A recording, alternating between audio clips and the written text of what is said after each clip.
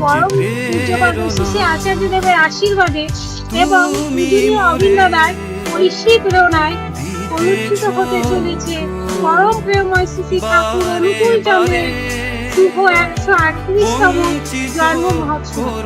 স্থান চামটা ক্যাম্প সংলগ্ন ময়দান, চামটা হরিশপুর কৃষ্ণনগর। তারিখ 28শে ডিসেম্বর রবিবার।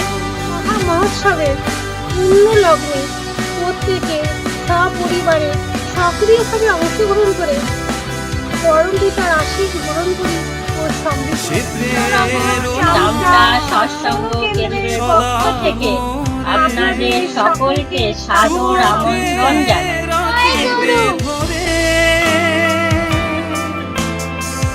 দেবতা তোমারি পায়ে